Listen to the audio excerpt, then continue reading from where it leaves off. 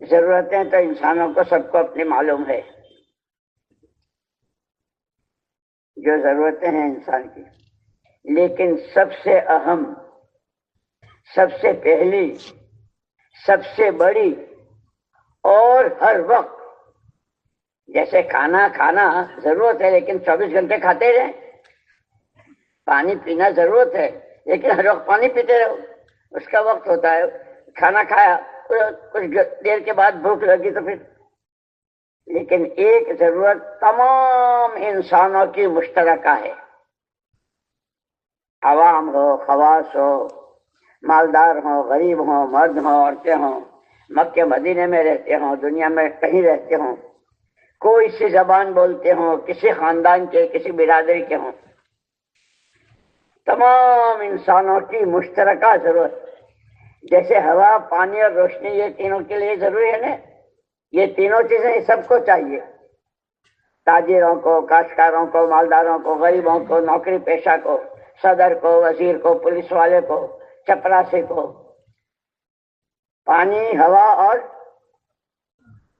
روشنی، یہ ایسے ہی تمام انسانوں کی مشترکہ ضرورت وہ ہے ہدایت، اس لیے کہ دو چیزیں ہیں، ایک ہدایت ہے، ایک گمراہی ہے، اور دونوں کا نتیجہ بھی بتلایا ہے، ہدایت کا نتیجہ ہمیشہ ہمیشہ کامیابی، یعنی ان کی کامیابی پر اللہ مہر لگا رہے ہیں، اولئک علی ھدی من ربہم واولئک ھم المفلحون، وہی کامیاب ہیں، اور ضلالت اور گمراہی کا نتیجہ ہمیشہ کی جہنم، اور یہ دونوں چیزیں صرف اور صرف اللہ کے قبضے میں ہے، کوئی کسی کو ہدایت دے سکتا ہے، نہ کوئی کسی کو گمراہ کر سکتا ہے۔ حضور اکرم صلی اللہ علیہ وسلم کے چچا حضرت ابو طالب، آپ نے بہت ساتھ دیا اور بہت خدمت بھی کی، جب ان کا وقت قریب آیا تو حضور اکرم صلی اللہ علیہ وسلم نے سوچا کہ چچا کا مجھ پر احسان ہے، اس لیے کہ چچی ابو لہب اور چچی ان کی گھر والی اور خاندان کے لوگوں نے تو بہت ستایا، منہ پر تھوکا بھی، راستے میں کانٹے بھی بچھائے، گلے میں پھانسا بھی ڈالا، اور قتل کی اسکیمیں بھی بنائی، اور کیا کیا کیا، یہاں تک کہ شیخ ابی طالب نے 2.5 سال تک ایسا کھانا، پانی، راشن، دانا سب بند، لیکن ابو طالب تو حضور اکرم صلی اللہ علیہ وسلم نے دیکھا کہ بالکل ان کا آخری وقت ہے، ابو طالب بیمار تھے، ان کے احسانوں کا ایک بدلہ کیا کرے، یہ صرف ایک مرتبہ چپکے سے میرے کان میں کلمہ پڑھ دیں تو ہمیشہ کی جہنم سے بچ جائیں، ہدایت۔ چچا سے کہا، چچا اگر آپ چپکے سے میرے کان میں کہہ دیں میں گواہی دوں گا۔ چچا نے کہا سب کچھ صحیح، لیکن اگر میں مرتے مرتے کلمہ پڑھوں گا تو دنیا ساری یہی کہے گی، سارا خاندان، ساری برادری موت سے ڈر گیا اور کلمہ پڑھ لیا، دین بدل دیا۔ لوگوں کی وجہ سے، یہ جو لوگ بہت کہتے ہیں نا لوگ کیا کہیں گے، لوگ کیا کہیں گے، ایک مرتبہ کا مجھے یاد آیا، ہم آسٹریلیا کے سفر میں تھے، حضرت جی رحمۃ اللہ علیہ، مولانا انعام الحسن صاحب رحمۃ اللہ علیہ ساتھ تھے، تو ایک ایئرپورٹ پر نماز کا وقت ہو رہا تھا، ساتھیوں نے تیاری شروع کی، مصلی، جگہ، یہ وہ، ایک اچھے دیندار، صورت شکل سے اچھے دیندار معلوم ہو، تو وہ کہہ رہے تھے آپ لوگ نماز پڑھیں گے؟ جی اسی کی تیاری کر، یہ اٹلی کا ایئرپورٹ ہے، اٹلی جہاں وہ پوپ رہتا ہے، آپ کا نماز پڑھتے رکھیں گے تو لوگ کیا کہیں گے؟ ہمارے حضرت جی مولانا انعام الحسن صاحب رحمۃ اللہ علیہ نے اسی وقت نقد جواب، نہیں پڑھیں گے تو اللہ کیا کہیں گے؟ وہ چپ ہو گئے. لوگوں کو اس کا بہت خیال رہتا ہے، لوگ کیا کہیں گے، لوگ کیا کہیں گے. لوگ تو پتہ نہیں کیا کیا. لوگوں نے نبیوں کو نہیں چھوڑا اور نبیوں کے سردار حضور پاک صلی اللہ علیہ وسلم کو نہیں چھوڑا ہے نہیں. وَكَذَلِكَ جَعَلْنَا لِكُلِّ نَبِيٍّ عَدُوًّا شَيَاطِينَ الْإِنسِ وَالْجِنِّ يُوحِي بَعْضُهُمْ إِلَىٰ بَعْضٍ زُخْرُفَ الْقَوْلِ غُرُورًا وَلَوْ شَاءَ رَبُّكَ مَا فَعَلُوهُ فَذَرْهُمْ.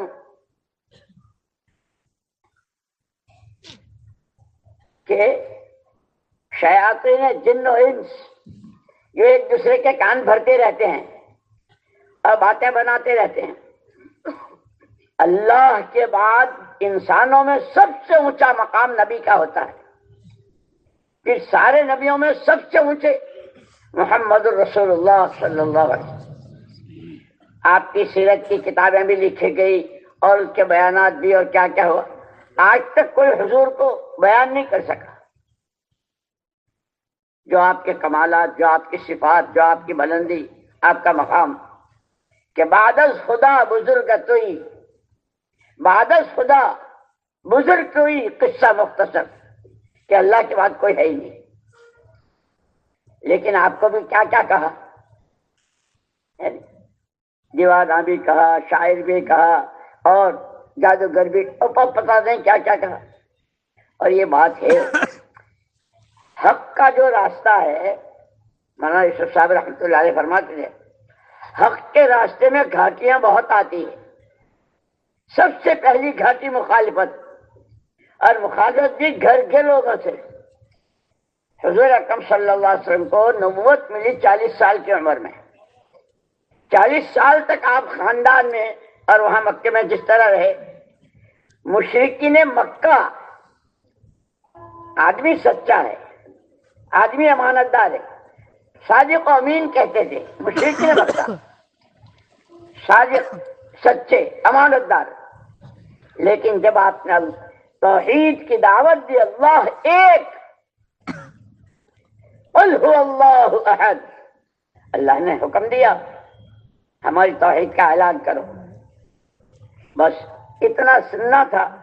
اسی لیے جیسے بخاری شریف میں بھی ہے کہ حضور اکرم صلی اللہ علیہ وسلم نے سب کو وہاں جمع کیا، صفا پہاڑ کے پاس جہاں صحیح کرتے ہیں صفا مروا کی. تم بھی آ جاؤ، تم بھی آ جاؤ، سارے بہت سارے قبیلے. فرمایا کہ اگر میں تم سے ایک بات کہوں کہ اس پہاڑ کے پیچھے ایک بہت بڑا لشکر ہے، اور اگر تم صبح ہونے سے پہلے پہلے یہاں سے آگے نہ بڑھے تو وہ تم پر حملہ کر دے گا. تمہیں تو نظر آتا نہیں ہے، بغیر دیکھے میری اس بات کو مان لو گے؟ آپ کے بارے میں کبھی جھوٹ کا وہم بھی نہیں ہوا کہ آپ جھوٹ بولیں گے. آپ کہتے ہیں تو بس بات صحیح ہے. ہم جب مجھے اتنا سچا مانتے ہو، قولوا لا الہ الا اللہ، قولوا لا الہ الا اللہ تفلحوا. جب مجھے اتنا سچا مانتے ہو، جیسے وہ فوج تمہیں نظر نہیں آتی، اللہ تمہیں نظر نہیں آتے، بن دیکھے، الذین یؤمنون بالغیب، اس کو مان لو. بس اتنا سننا تھا کہ ایسے بھاگے جیسے جنگلی جانور شکاری سے بھاگتا ہے. لیکن قربان جائیں یا رب صلی وسلم دائما ابدا علی حبیبک خیر الخلق کلہم. نا سمجھ ہیں، نادان ہیں. حق کیا ہے، باطل کیا ہے، صحیح کیا ہے، غلط کیا ہے، اچھا کیا ہے، ان کو پتہ ہی نہیں ہے. جہالت. یہ بھاگ رہے ہیں، لیکن مجھے تو اللہ پاک نے ذمہ داری دی ہے. یا ایھا النبی انا ارسلناک شاہدا ومبشرا ونذیرا وداعیا الی اللہ باذنہ.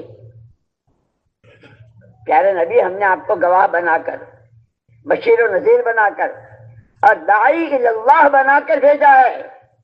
آپ کو یہ کام کرنا ہے خود کو، تو مجھے تو میری ذمہ داری ہے میری. یہ تو ناسمجھ ہیں نادان ہیں. اسی لیے حضور اکرم صلی اللہ علیہ وسلم نے فرمایا نا، الکیس من دان نفسہ وعمل لما بعد الموت والعاجز من اتبع نفسہ هواها وتمنى على الله الامانی، او کما قال رسول اللہ صلی اللہ علیہ وسلم. بہت سمجھدار ہے. حضور جس کو سمجھدار کہیں اس سے زیادہ سمجھدار کون ہو سکتا ہے؟ حضور فرما رہے بہت سمجھدار ہے اللہ کا وہ بندہ جو اپنے پر قابو پائے، اپنے کو کنٹرول میں رکھے، اپنے آپ کو اللہ کے حکموں کا پابند بناوے اور آخرت میں کام آنے والے اعمال کرے. حضور اس کو سمجھدار کہہ رہے ہیں.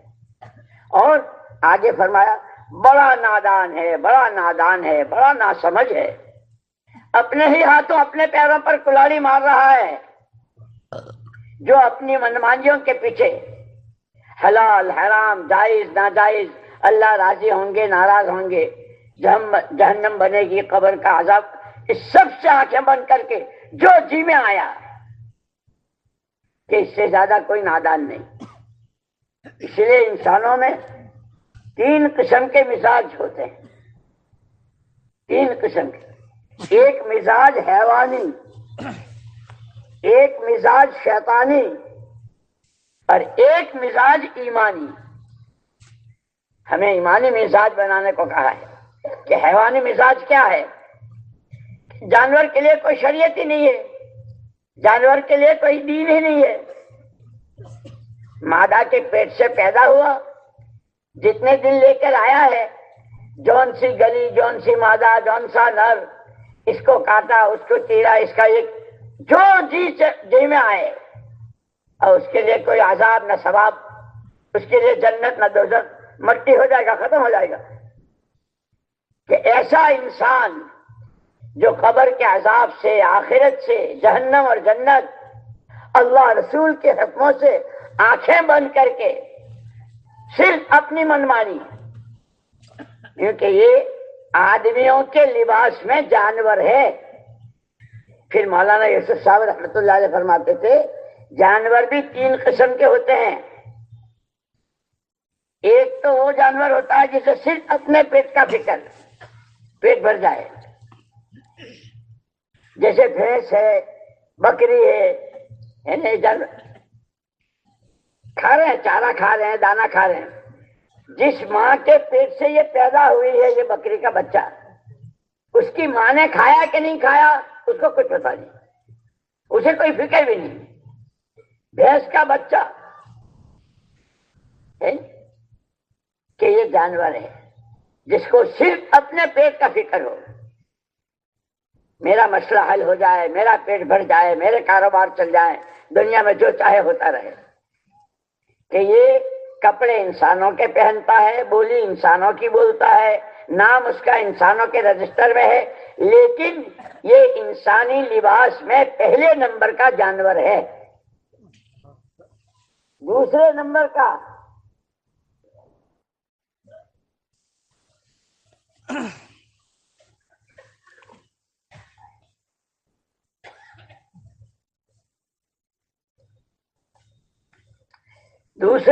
کا جانور اپنے نفع کے لیے دوسرے کو نقصان پہنچانا. بھوکا بھیڑیا، ایک بیوہ عورت ہے، اس نے 2-4 بکریاں پال رکھی ہے، ان کا دودھ دوتی ہے، بیچتی ہے، اپنے بچوں کا اپنا گزارا اس پر کرتی ہے. بھیڑیا اس بکری کو پھاڑ کھاتا ہے اپنے پیٹ کے لیے، دوسرے کا نقصان کر کے.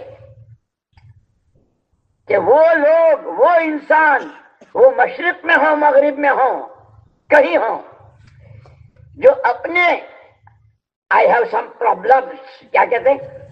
I have some problems، میرے کچھ مسئلے ہیں، میری کچھ سمسیائیں ہیں، اس کے لیے کسی کو چھری بھونکنا پڑے، کسی کا پیٹ پھاڑنا پڑے، کسی پر ظلم کرنا پڑے، کسی کی زمین پر قبضہ کرنا پڑے،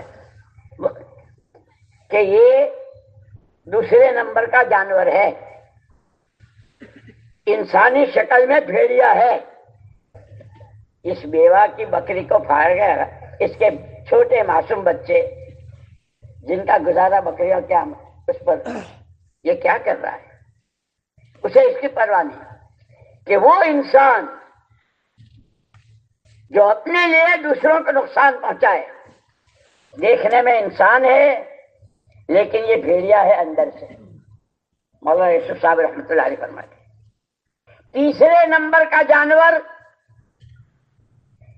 اپنا کام بنے یا نہ بنے، اپنا کام بنے یا نہ بنے، دوسرے کو تو تڑپا رہے ہیں کہ وہ سانپ ہے۔ سانپ جب کسی کو ڈستا ہے اور سانپ جب کسی کو کاٹتا ہے تو اسے اس کا پیٹ بھرتا ہے؟ اس کا پیٹ نہیں بھرتا۔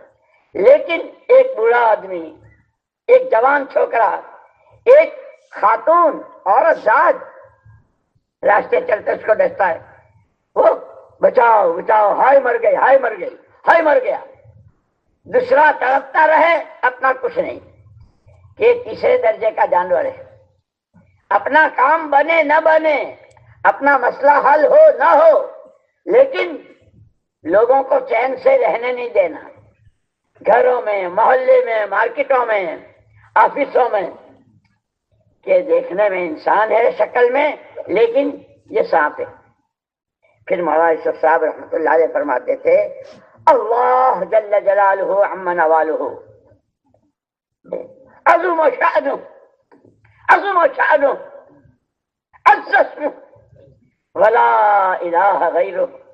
اس نے یہ پورا سنسار، یہ زمین و آسمان، یہ چاند و سورج و ستارے، یہ زمین کی قسم قسم کی پیداوار، یہ پھل، یہ میوے، یہ سبزیاں، سمندروں کی وہ مچھلیاں،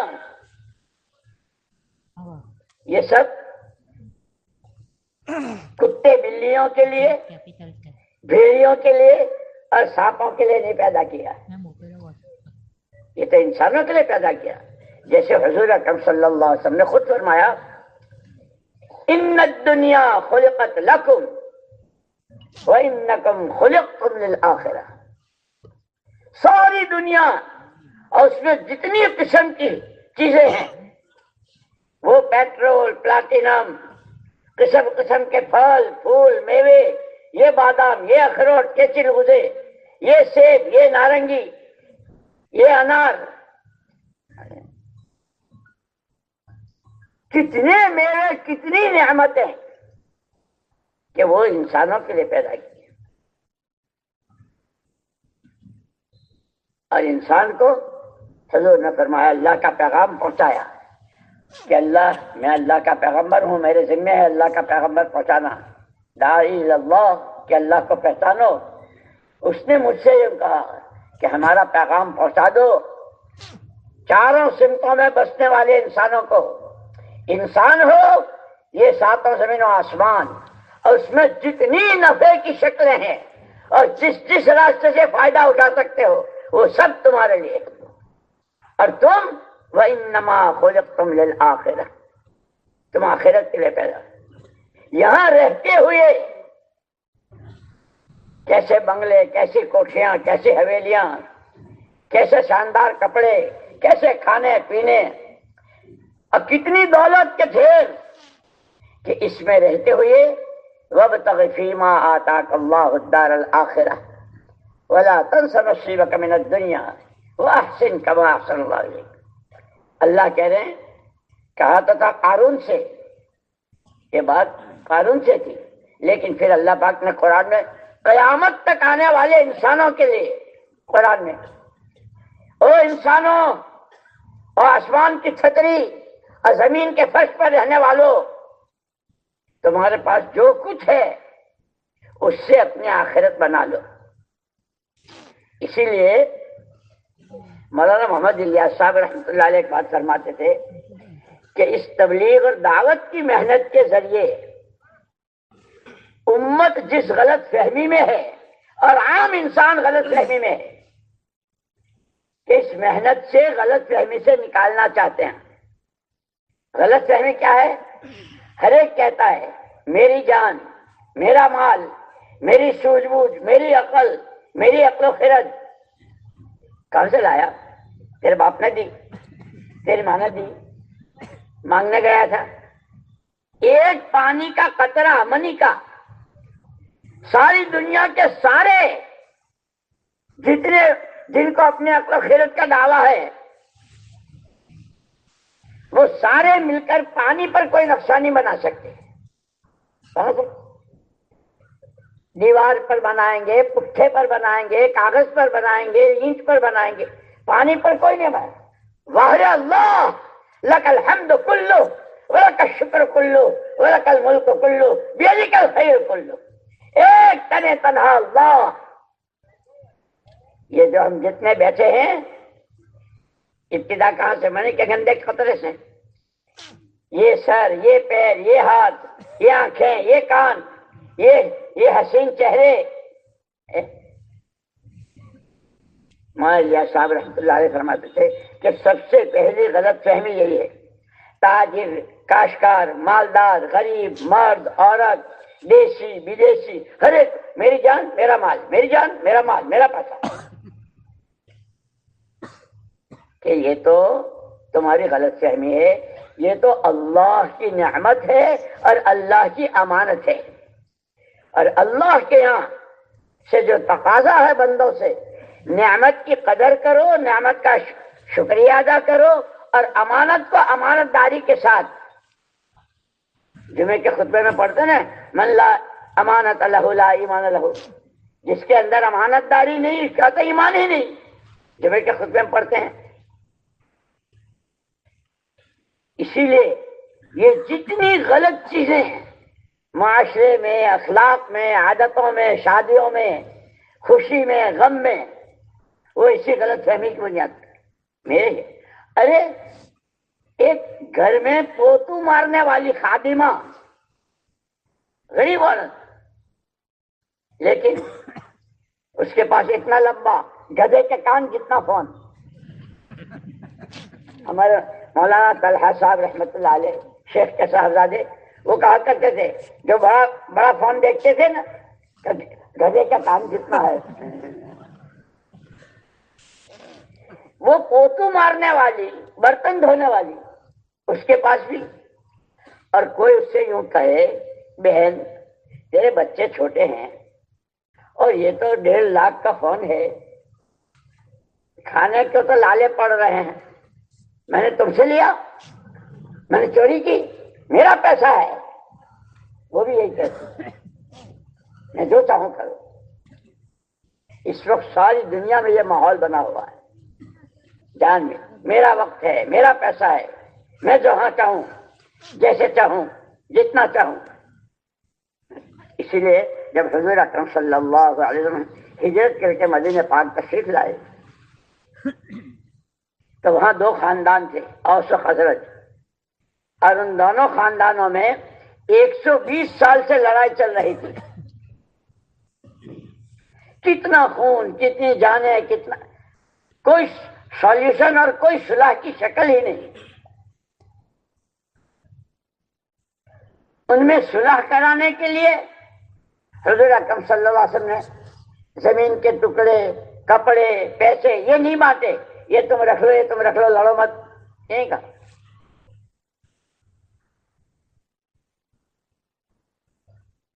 آپ نے 2 عمل بتلائے. نماز کی صف میں کندھے سے کندھا ملا کر، اس لیے کہ ان دونوں خاندانوں میں سب سے بہادر وہ کہا جاتا تھا جو سامنے والے کو مار کر اس کی کھوپڑی کا پیالہ نکال کر اس میں خون بھر کر پیے، وہ بہادر کہا جاتا تھا. ایسوں کو تو ایک نماز کی صف میں کندھے سے کندھا، اور پھر نماز کے فارغ ہوتے ہی تعلیم کا حلقہ.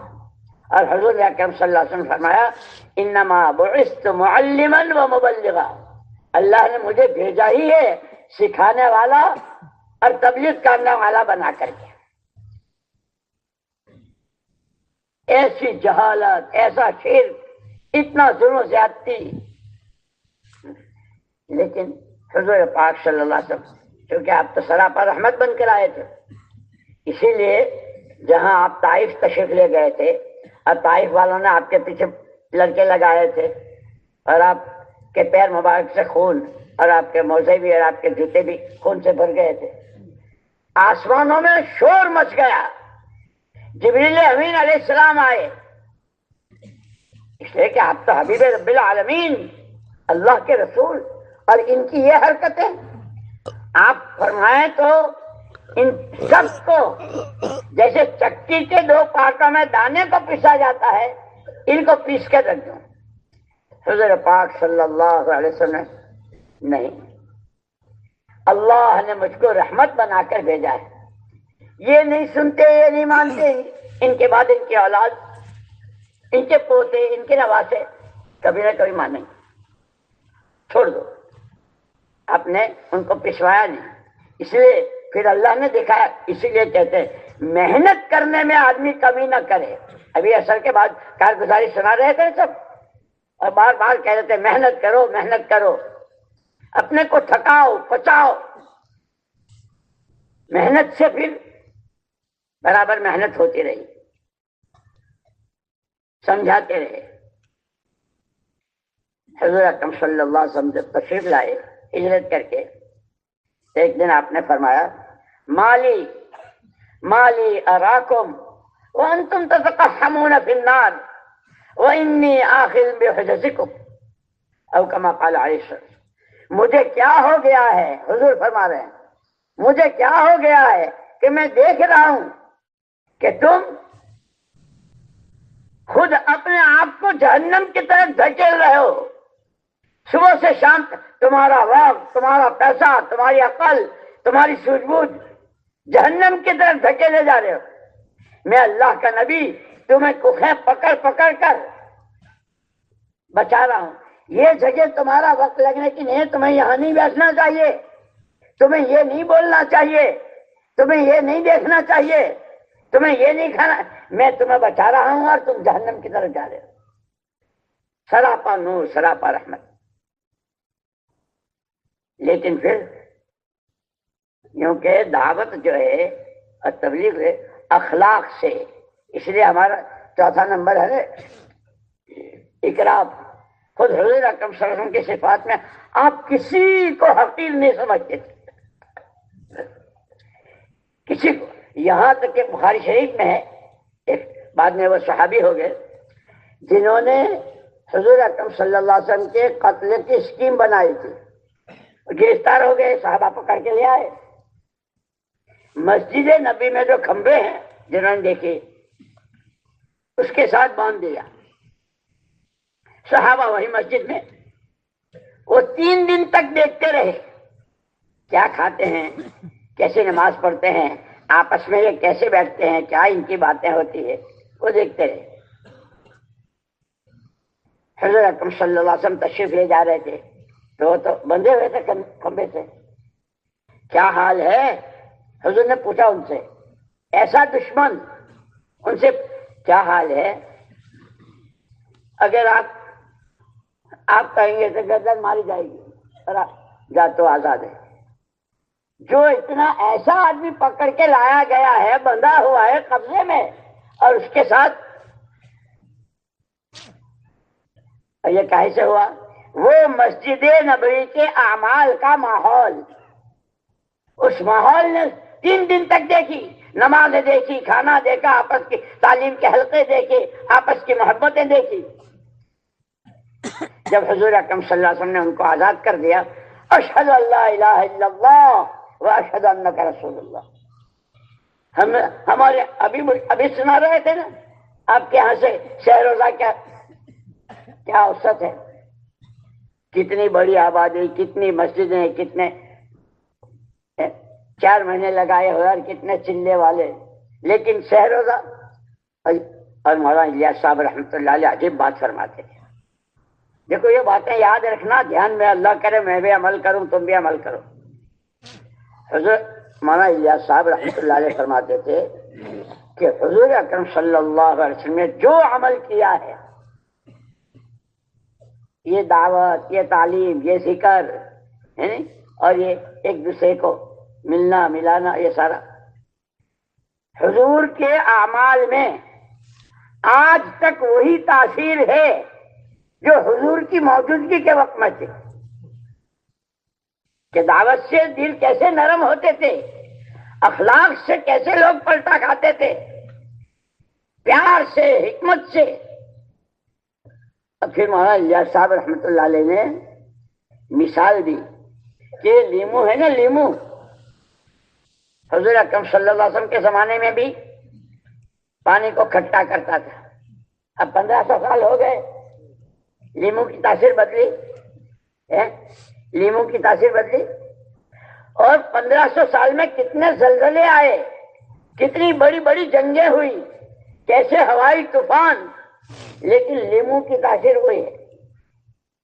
اور پھر یہ ضروری نہیں کوئی بہت بڑی شخصیت اور کوئی بہت بڑے عہدیدار اگر نچوڑیں تو پانی اکٹھا ہوگا، اور اسٹیشن کا کولی یا رکشا چلانے والا وہ نچوڑے تو نہیں ہوگا. وہی فرمایا کہ ہاں لیمو کی تاثیر وہ ہے. لیکن یہ جو تم اپنے گھروں میں شوکیس ہوتے نا، گھروں میں سبزیوں کا سیٹ، پھلوں کا سیٹ، آم، انار، چیکو، شریفہ، انس جس کو کہتے ہیں، لیمو، کدو، بھنڈی، یہ سبزیوں کے پلاسٹک کے، یعنی وہ لیمو پلاسٹک کا شوکیس میں. باپ کا اکلوتا بیٹا، ابا لیمو کا شربت پینا ہے، بہت اچھا، پیلا اتنا بڑا ہے. بیٹا یہ دیکھنے کا ہے، سچ مچ کا نہیں ہے، اس سے شربت. بیٹا ضد نہیں کیا کرتے، یہ تو دیکھنے کا ہے، سچ مچ کا لیمو اور ہے اور اس کا شربت اور ہوتا ہے. مولانا الیاس صاحب رحمۃ اللہ علیہ نے بڑی آہیں بھری، بہت آہیں بھر بھر کے روتے ہوئے. حضور والے اعمال کی تاثیر آج بھی وہی ہے، غلط یقین کے صحیح یقین سے بدلنے کی، شرک سے تو شرک کے توحید سے بدلنے کی، بے حیائی کے حیا سے بدلنے کی، اسراف کے درمیانی چال چلنے سے، غفلتوں کے پردے چاک ہو کر اللہ کا دھیان، استحضار، یہ ساری آج بھی وہی تاثیر ہے ان عملوں میں. لیکن فرمایا جیسے شوکیس کا لیمو سارا شہر مل کر نچوڑے تو پھٹ تو جائے گا، قطرہ ایک نہیں ٹپکے گا. یہ ہفتے والی گشتیں، یہ مہینے کے 3 دن، یہ روزانہ کے 5 عمل، یہ سالانہ چلے 4 مہینے، یہ صبح شام کی تسبیحات، آج تک وہی تاثیر ہے کہ کٹر سے کٹر اس کی زندگی بدل جائے. لیکن ایک رسم بنا لی، اجتماع ہو رہا ہے، چلنا، بھیڑ جمع ہونے کو نہیں. فرمایا کہ جب، اور علماء نے عجیب بات لکھی، جب کسی دینی عمل میں رسمیت اور رواج آ جاتا ہے حقیقت سے خالی، کیونکہ سب سے پہلے اس کی روح نکل جاتی ہے.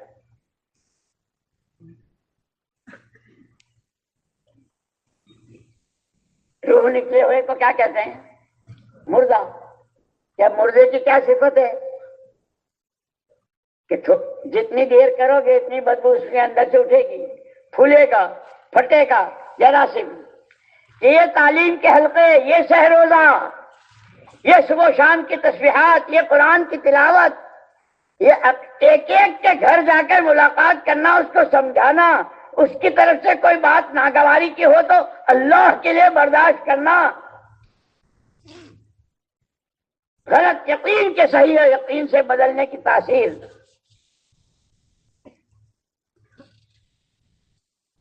میں ایک مرتبہ کارگزاری سن رہا تھا وہاں نظام الدین میں، ایک جماعت 4 مہینے لگا کر بیرون سے آئی. اس میں تو انہوں نے کارگزاری سنانی شروع کی، اتنی جماعتیں نکالی اور اتنی مسجدیں آباد ہوئی اور آئی ہو بہت لمبی. میں نے کہا یہ تو سب تم ان کا کر کے آئے، گئے تو تھے تم اپنا سیکھنے کے لیے، تم نے کیا سیکھا؟ ایک نوجوان بولا، مولوی صاحب میرے ابا نے مجھے شروع سے انگلش میڈیم میں داخل کیا تھا، 12ویں پڑھی، پھر اس کے بعد کالج ہوا، پھر ڈگریاں، بڑی بڑی ڈگریاں ہوئی. اور یہ تبلیغ والے، جماعت والے روزانہ آتے تھے. وہ جو روز روز کی ملاقات کو کہتے ہیں کہ اپنی مسجد کے قریب اور اپنے محلے کا کوئی گھر نہ بچے. ہم نے ابھی اس کام کو لیا نہیں ہے، بس ایک رسم بن گئی ہے. ورنہ ہم، یہ بھی یاد آتا ہے تو سنا دیتا ہوں، ہم امریکہ میں تھے اور وہاں یہی حالات تھے. تو ہم نے ان سے پوچھا کہ بھائی تمہارے، اس لیے کہ وہاں امریکہ میں تو مسجد یہاں ہے تو 10 کلومیٹر پر مسلمان کا گھر ہے. ہم نے پوچھا کہ بھائی کوئی مسجد ایسی ہے جس نے اس کے سارے چاروں طرف رہنے والے اپنے بھائیوں کی ملاقات کی ہو؟ ایک مسجد والے کھڑے ہوئے، انہوں نے کہا کہ مولوی صاحب 2 لائنیں تو ہماری پوری ہو گئی ہے، تیسری لائن چل رہی ہے. اب امریکہ کا محلہ، گاؤں کا گاؤں. پھر ہم نے پوچھا بھائی کوئی مسجد ایسی ہے جس نے 100% گھر گھر کی ملاقات کی ہو؟ ایک مسجد والے کھڑے ہوئے، مولوی صاحب ہماری 4تھی لائن چل رہی ہے، اور چونکہ یہاں لوگوں کی مشغولی، کسی کا جاب، کسی کی نوکری آدھی رات کو ہے، کسی کی صبح کو ہے، کسی کو دوپہر کو ہے، اور گھر کے ہر آدمی سے ملنا. ہم نے ان کی ملاقات کا وقت معلوم کیا. یہ گھر کس وقت مل سکتے ہیں؟ 8 بجے جاب پر جاتے ہیں، شام کو 8 بجے آتے ہیں، تو یہاں 9 بجے ملاقات ہو سکتی ہے. کوئی رات کو جاتا ہے، صبح کو آتا ہے، کہ اس وقت کہ ہم نے الحمدللہ الحمدللہ ہماری مسجد کی یہ 4تھی لائن چل رہی ہے اور کوئی گھر نہیں بچا ہے. میرے دوستو، میں تو یہ کارگزاری سن رہا تھا اثر کے بعد، میں تو حیران تھا. بھروچ ضلع ہمارا، جس کو ہمارے بھائی فضل کریم صاحب، قاضی عبدالوہاب صاحب رحمہم اللہ ریزرو بینک کہتے تھے، کہ ہمارا بھروچ ضلع ریزرو بینک. ریزرو بینک میں جب جاؤ چیک نکال لو، کہ یہ ضلع ایسا کہ جہاں کی چاہو جماعت بنا لو، 4 مہینے کی کیا اور سال کی کیا اور اندر کی کیا، علماء، عوام، خواص. لیکن وہ کام پھر وہ پلاسٹک کا لیمو بنتا جا رہا ہے. اس لیے دوستو، تبلیغ جو ہے، اب ہمارے حضرت مولانا ابراہیم صاحب، اللہ ان کے عمر میں برکت دے، فرماتے ہیں کہ اب تبلیغ 2 چیزیں رہ گئی. نماز کے بعد اعلان، بھائیو دین کی بات ہوگی، اعلان ہو گیا. پھر ایک تقریر کرنے والا آیا، اس نے تقریر کی، تبلیغ ہو گئی. اعلان، تقریر، یہ تو سراسر شروع پہلے دن سے لے کے مرتے تک قربانیوں کے ساتھ چلنے کا کام ہے. پڑھو سیرت سرکار کی. مولانا الیاس صاحب رحمۃ اللہ علیہ کے ملفوظات میں تو عجیب بات ملتی ہے. میں ایک مرتبہ مدینہ منورہ میں تھا، ہمارے ایک عرب دوست نے کہا کہ آج میں آپ کو ایسی جگہ لے جاؤں جو آپ نے کبھی سوچا بھی نہیں ہوگا. میں نے کہا اچھا. تو انہوں نے کہا کہ ایک صحابی آدھی رات کو حضور پاک صلی اللہ علیہ وسلم کی زیارت کے لیے، کہ حضور کی زیارت آنکھیں ٹھنڈی ہو جائیں، آدھی رات کو اٹھ کر مسجد نبی آئے تو حضور اکرم صلی اللہ علیہ وسلم حجرہ شریف میں بھی نہیں تھے، مسجد میں بھی نہیں تھے. وہ وہاں سے نکل کے وہ جو برابر میں قبرستان ہے بقیع غرقد، وہاں گئے، جنت البقیع، وہاں بھی نہیں. فکر ہو گیا کہ اللہ کے نبی، اس زمانے میں مدینہ منورہ کا جو دائرہ تھا بہت مختصر، رات اندھیری، رات کا اندھیرا، اور پھر وہ حال لائٹ یا چراغ. خود مسجد نبی میں سن 9 ہجری میں چراغ ڈلا. حضور کے ہجرت کرنے کے 9 سال میں پہلا چراغ حضرت تمیم داری رضی اللہ تعالیٰ عنہ جلایا. کوئی محلہ چھوڑا نہ کوئی گلی چھوڑی. طرح طرح کے خیالات. خدا نہ خواستہ کسی نے حضور پاک صلی اللہ علیہ وسلم کے شان میں کوئی گستاخی کی کیا ہوا؟ چونکہ ایک بات یاد رکھنا 20 کی، یہ لکھنے کی اور دلوں پر لینے کی ہے۔ آدمی جس چیز کی تلاش میں لگتا ہے، من جد وجد، عربی کا مقولہ ہے، جو جس چیز کی تلاش میں لگتا ہے دیر سویر ملتا ہے ملتا ہے ملتا ہے۔ جو اللہ رسول کی تلاش میں، اسے اللہ کا تعلق، اللہ کی محبت، اللہ کا قرب، اللہ کی مددیں، حضور پاک صلی اللہ علیہ وسلم کی محبت، آپ کا اتباع، ایک ایک سنت کو معلوم کر کے اپنی زندگی میں، اور جو ہائی دنیا ہائی دنیا، اس کو وہ ملتا ہے۔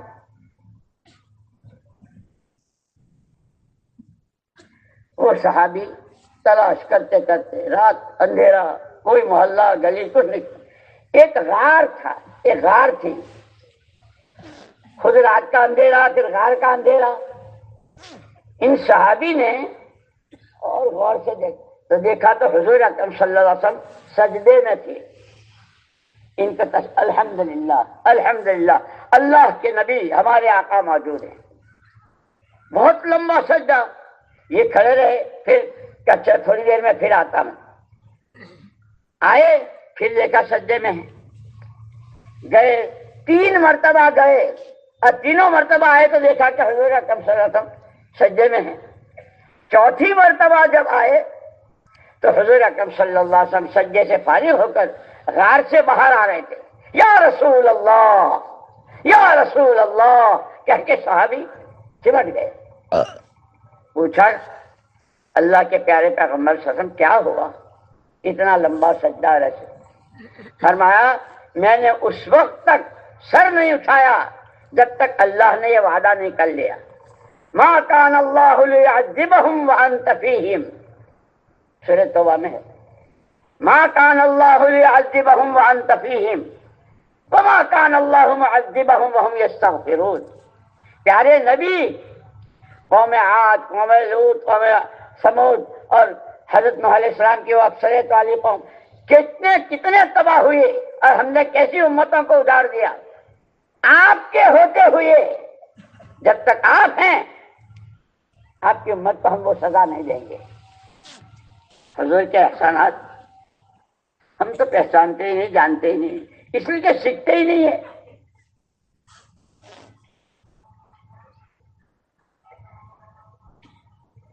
پھر یہ ہوا کہ آپ امت کے درمیان رہیں گے تو آپ کی عمر کیا ہے؟ 40 سال کی عمر میں تو آپ کو نبوت ملی، اس کے بعد کل 23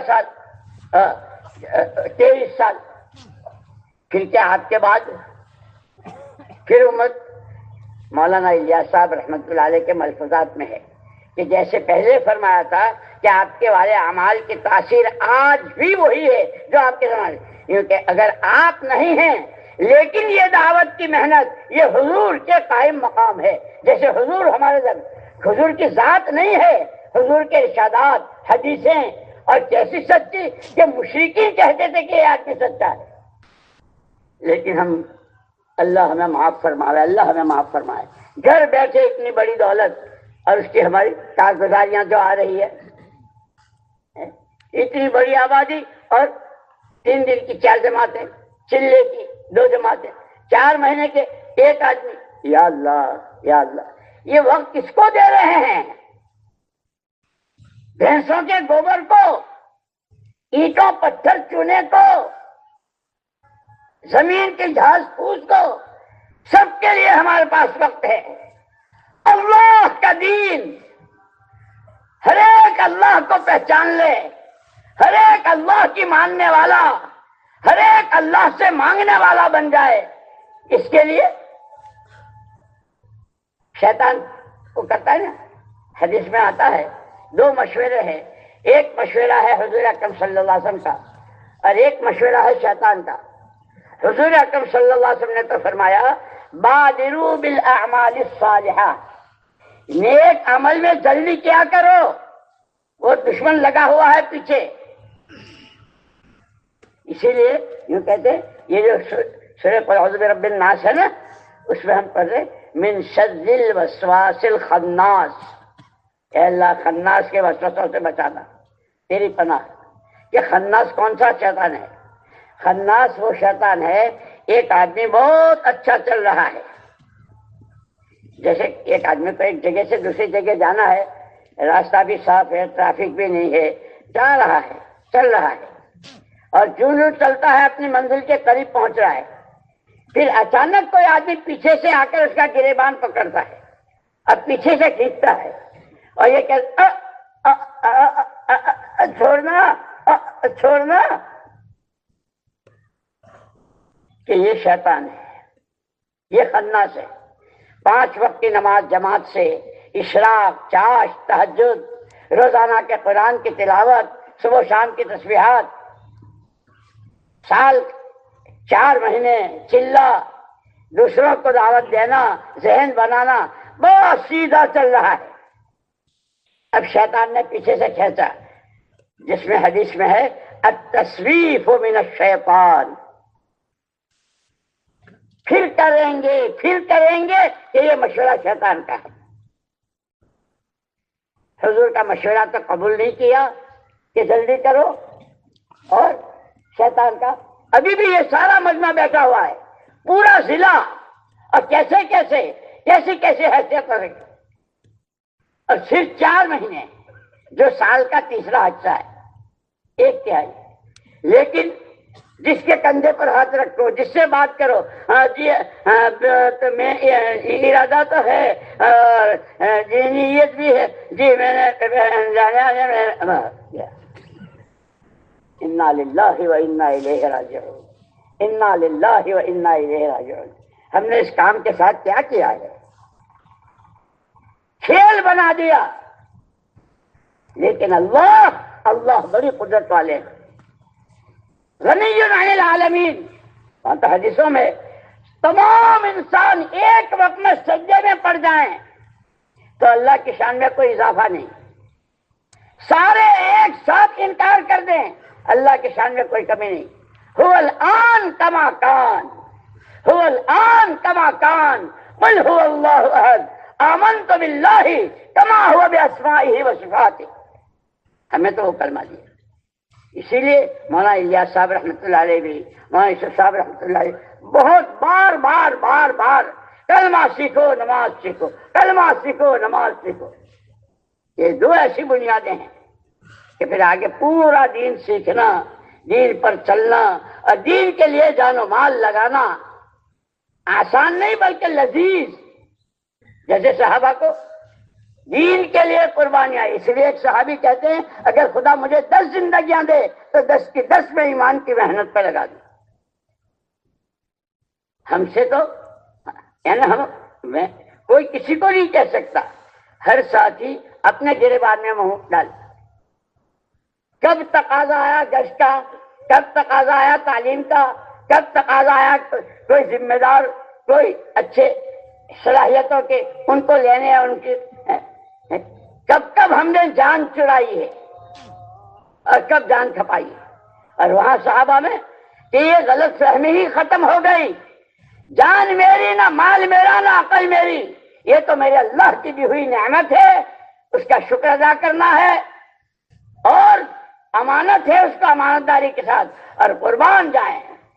یا رب تو کریمی، رسول تو کریم، صد شکر کے ہستیم بیان تو کریم۔ یہ ہم جان اللہ سے لینے گئے تھے، مانگ کے لائے، ہمارے ماں باپ دادا دادی جس کرم سے اس نے ہمیں یہ زندگی دی، پھر کلمہ دیا، قرآن دیا، رحمت للعالمین دیے، کعبۃ اللہ دیا، کہ مسجد میں آنے والا اللہ کا مہمان ہے۔ جیسے کوئی کسی کے گھر جاتا ہے اور مہمان بنتا ہے، اس کی مہمانی ہوتی ہے، جو مسجد میں جاتا ہے اس کی مہمانی تیار ہو رہی ہے، قیامت کے میدان میں سامنے آئے گی، فلاں وقت میں تم مسجد میں تھے، یہ تمہاری مہمانی، یہ تمہاری مہمانی۔ اسی لیے بن دیکھے اللہ کو اور اللہ کی بات کو، نبی کو، نبی کی بات کو آنکھوں دیکھی سے زیادہ یقین کرنا، یہ آدمی کی ترقی دے جاتا ہے۔ لیکن شیطان لگا ہوا ہے، نفس لگا ہوا ہے، صحابہ نے جو کسرا کے دربار کا صرف پاس مل جائے، جیسے وہ ہوتا ہے نا اسٹیشن کے لیے پلیٹ فارم ہوتا ہے، ایئرپورٹ پر اندر جانے کے لیے ہوتا ہے، صرف کسرا کے دربار میں داخلے کا پاس مل جائے 2.5 لاکھ روپے کی قیمت تھی۔ ان کے پاس تو کھانے کو کھجور بھی نہیں تھی، پینے کو پانی بھی نہیں تھا۔ کتنا خون، کتنی جانیں، کیسا لوٹ مار، زمانہ جاہلیت پورا، لیکن قربان جائیں کالی کملی والے کے۔ یا رب صلی وسلم دائما، یا رب صلی وسلم دائما ابدا علی حبیبک خیر الخلق کلہم۔ آپ نے انہی کو سمجھایا۔ یہ تو تم کہتے ہو جان میری جان میرا مال میری، یہ تمہاری نہیں ہے، یہ تو اللہ کی نعمت ہے اور اللہ کی امانت ہے۔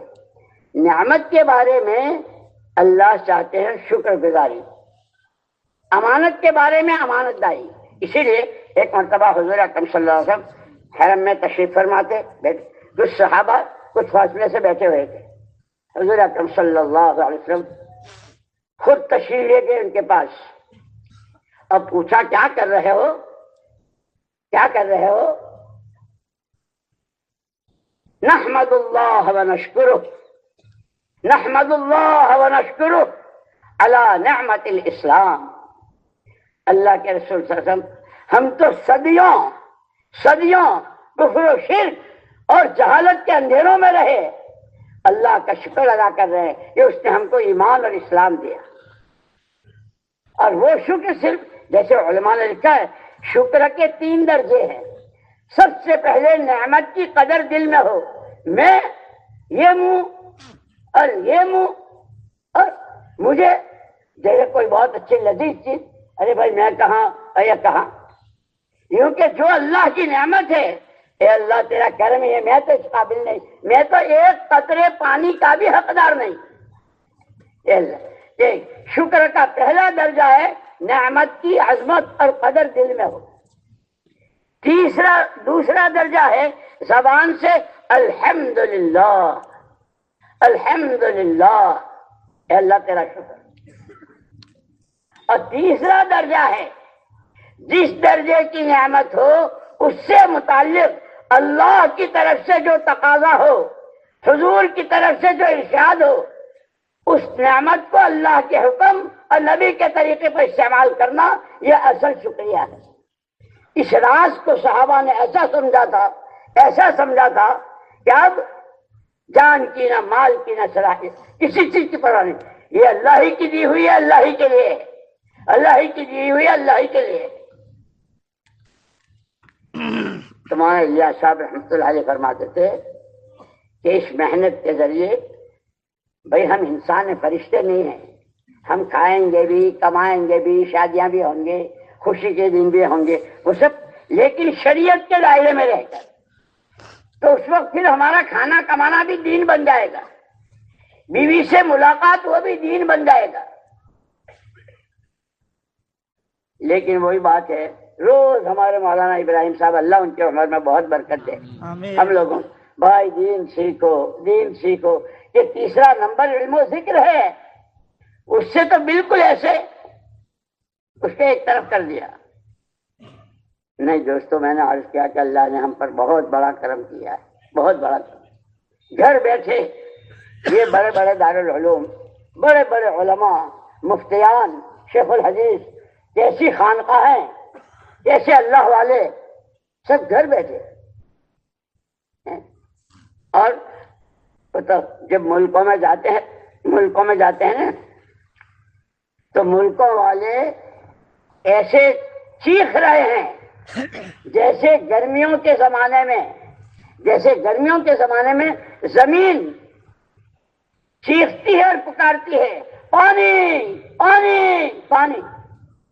سخت گرمی ہے مئی جون کی، اور کھیتی سوکھ رہی ہے، اور زمین کہ جس طرح زمینیں گرمیوں میں پانی کو پکارتی ہیں، ملکوں میں لوگ ہے کوئی جو ہمیں اللہ کا تعارف کراوے، ہے کوئی جو ہمیں آخرت سمجھائے، ہے کوئی جو ہمیں نبی کا دامن تھماوے؟ ہے کوئی جو ہمیں حلال حرام کی تمیز کرائے؟ زمین سے.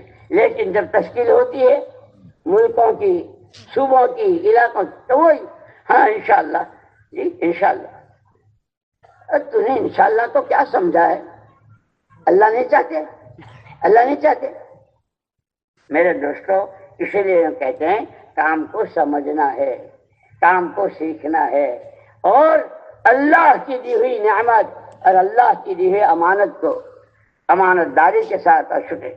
اور یوں کہ لئن شکرتم لازیدنکم، اگر تم نعمت کی شکر گزاری کرو گے ہم نعمت کو بڑھاتے ہی رہا کریں گے. اس میں جو علماء اور جو طلباء وغیرہ ہوتے ہیں وہ سمجھتے ہیں لام تاکید نون تاکید کا فائدہ.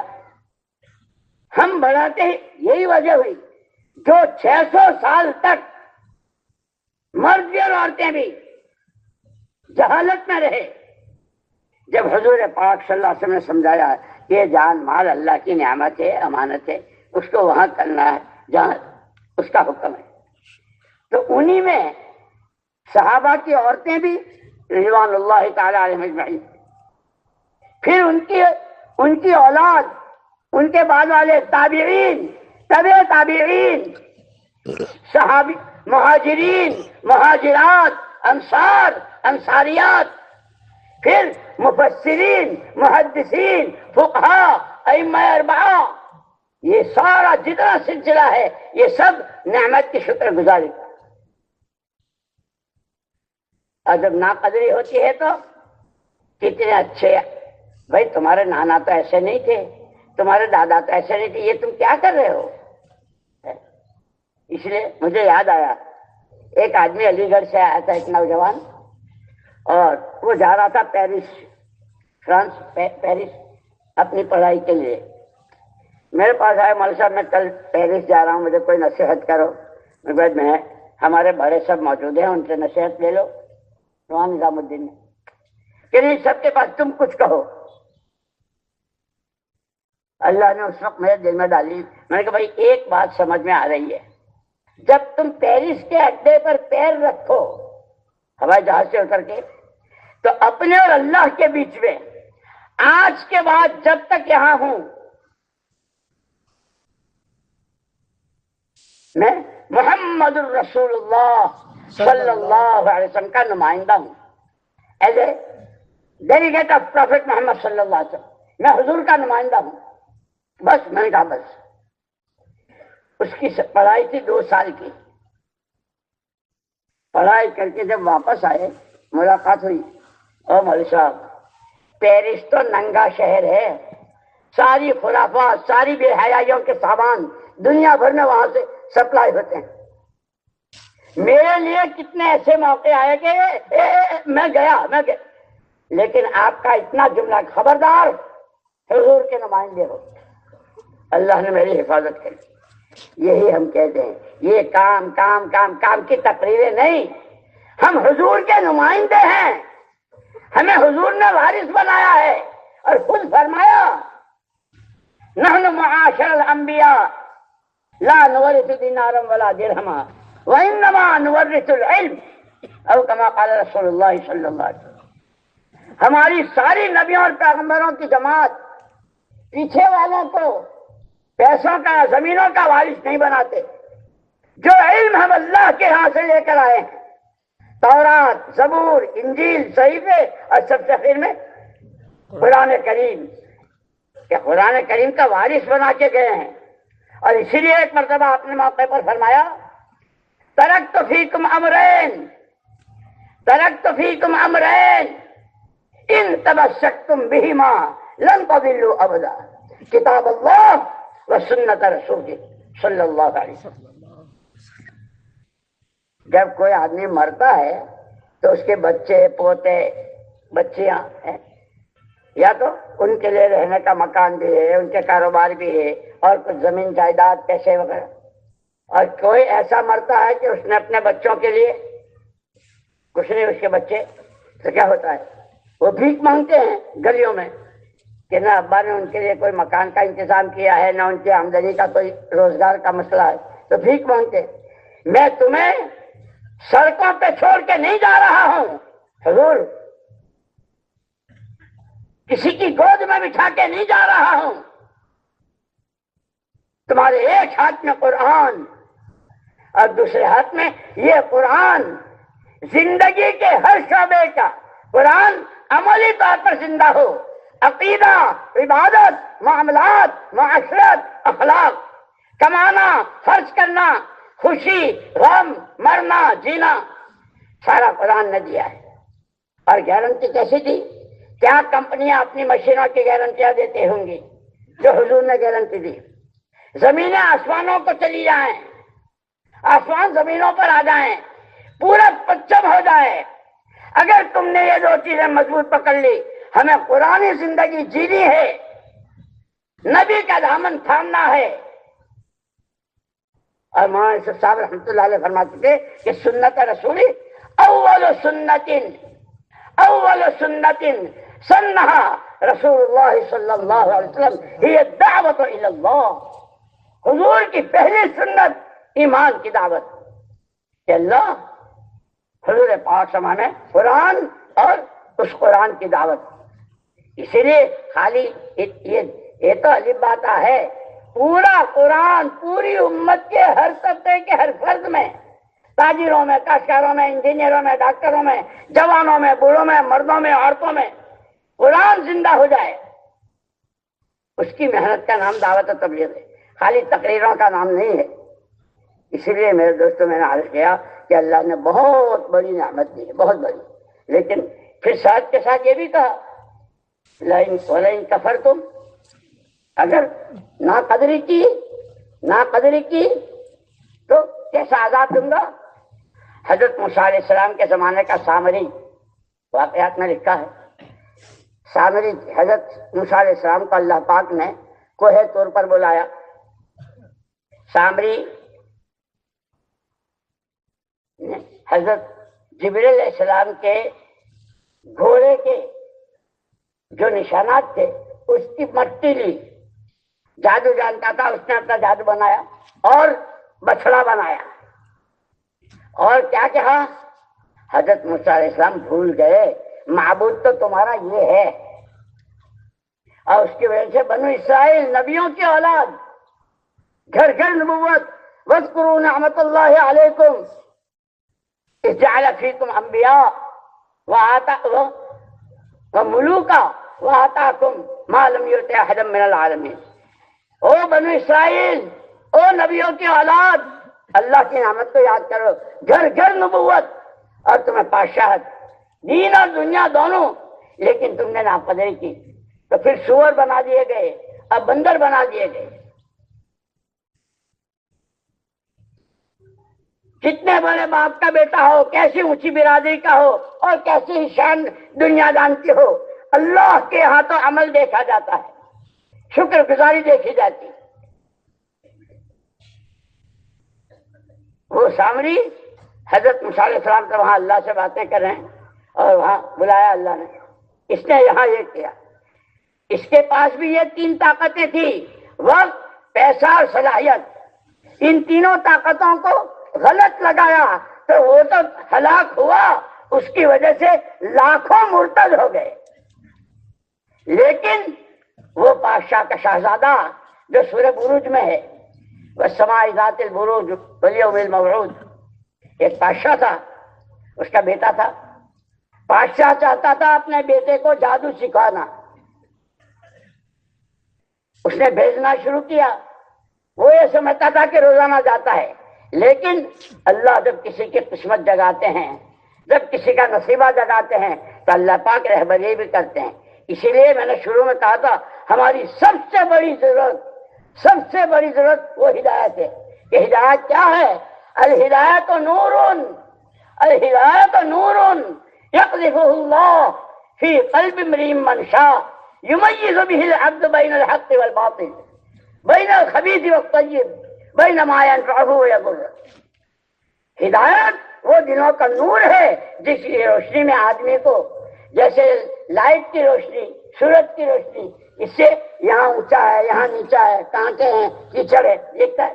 کہ جب ہدایت کا نور دلوں میں آتا ہے، یہ حق ہے، یہ ناحق ہے، یہ ظلم ہے، یہ انصاف ہے، یہ امانت داری ہے، یہ خیانت ہے، یہ ناشکری ہے، یہ شکر گزاری، وہ دل چنانچہ پھر جو صحابہ کو نظر آیا، ایسا نظر آیا، اللہ اکبر، کہ پھر اپنی ساری، تو وہ شہزادہ بادشاہ اس کو بھیجتا تھا، وہ روز جاتا آتا تھا، تو وہ یہی سمجھ رہے تھے کہ جادو سیکھ رہا ہے، لیکن قسمت اس کی، تو اللہ جس کو ہدایت دے تو ایک پادری سے، ایک مولوی صاحب سے اس کی ملاقات ہوئی،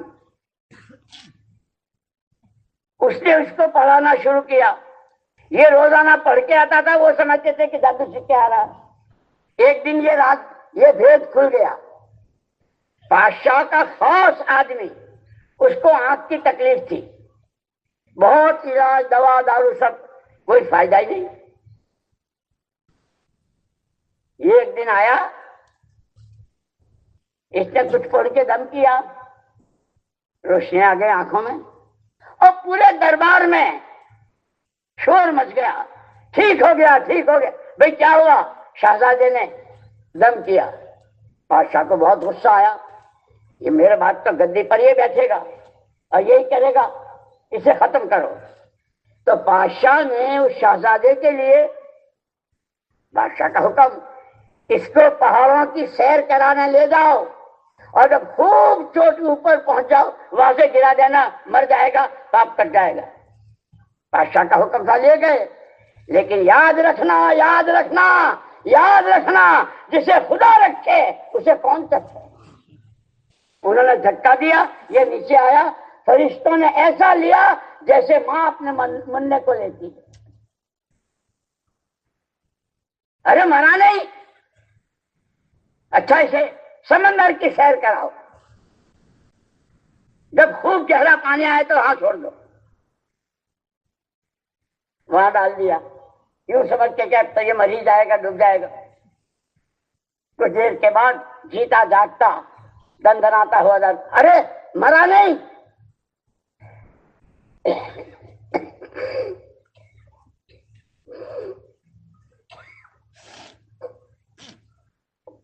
اس نے کہا مرتا وہ ہے جس کو اللہ مارتا ہے، جیتا وہ ہے جس کو اللہ دلاتے ہیں۔ سمندر مارتا ہے نہ پہاڑ، ایٹم بم مارتا ہے نہ چاقو، ایک المحیی والممیت هو اللہ۔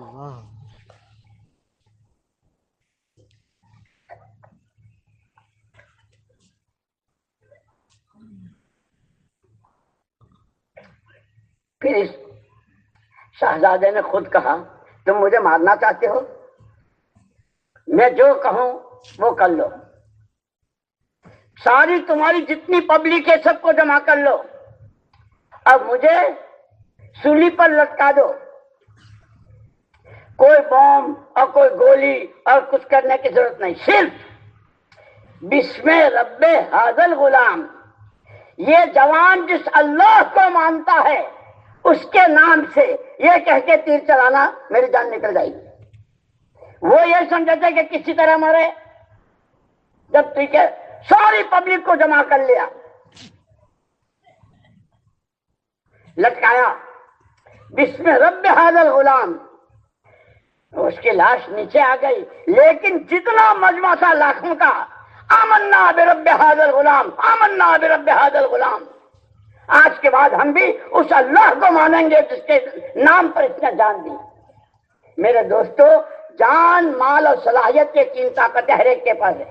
سامری نے غلط لگائی، لاکھوں مرتد ہوئے، اس جوان نے صحیح لگائی، لاکھوں ایمان پر آئے۔ اسی لیے اللہ نے بہت بڑا کرم فرمایا ہے، بہت بڑا کرم فرمایا ہے، ہمیں پیدا کر کے ہمارے حال پہ نہیں چھوڑا، جیو جیسا جیتا ہے اور مرو جہاں جیتا ہے، کھاؤ کماؤ جیسا خبردار، لقد کان لکم فی رسول اللہ اسوۃ حسنہ، تمہارے لیے تمہارے پیارے پیغمبر صلی اللہ علیہ وسلم نمونہ ہے۔ اسی لیے میں نے کہا کہ تین قسم کے، تین مزاج کے آدمی ہوتے ہیں، حیوانی مزاج، شیطانی مزاج۔ حیوانی مزاج تو جو جی میں آئے، خواہشات کے بندے۔ شیطانی مزاج خود اچھا کرنا بھی نہیں، دوسرے کو کرنے دینا بھی نہیں۔ اس خبیث نے سجدہ کیا بھی نہیں، اور جو نماز کے لیے مسجد کی طرف جا رہا ہو، جو اللہ کے راستے میں جا رہا ہو، اس کو پیچھے سے کھینچتا ہے، اس کو طرح طرح کے مشورے دیتا ہے۔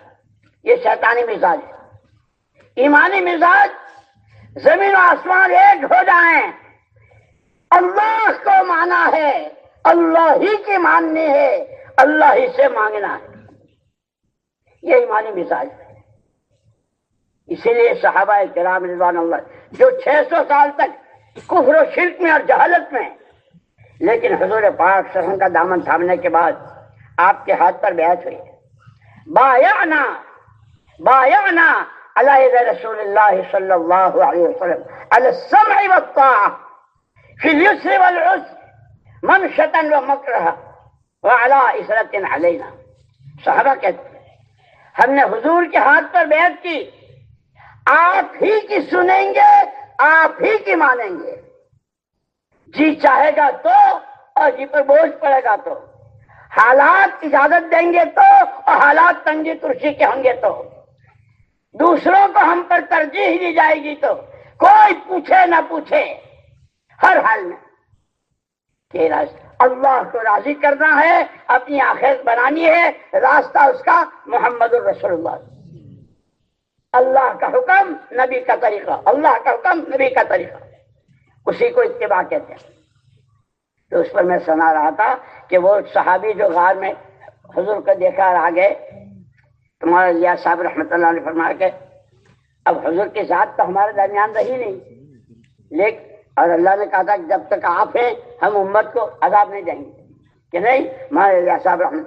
حضور والے اعمال میں آج بھی وہی تاثیر ہے، جب اس کو قربانیوں کے ساتھ، مجاہدوں کے ساتھ، صرف اللہ کو راضی کرنے کے جذبے کے ساتھ، ہر طرح کے اغراض، ہر طرح کی دنیا طلبی، ہر طرح کی نفس پرستی سے ایک طرف ہو کر صرف اللہ راضی ہو جائے، آخرت بن جائے، نبی کا اتباع ہو جائے، کہ پھر آج بھی اس میں وہی تاثیر۔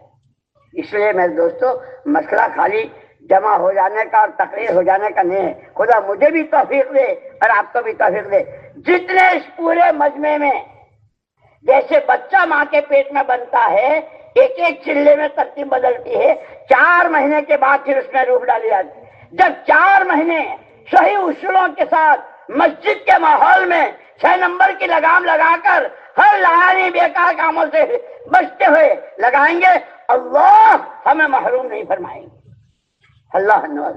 اور لاکھوں مثالیں اس کی موجود ہیں، اس لیے پورا مجمع جس سکون سے بیٹھا ہے، اللہ بیٹھنے کو قبول فرمائے، اللہ قبول فرمائے، اور اللہ پاک دلوں کے لیے راستہ کھول دے۔ میں یہد اللہ فلا مضل لہ، جس کو اللہ ہدایت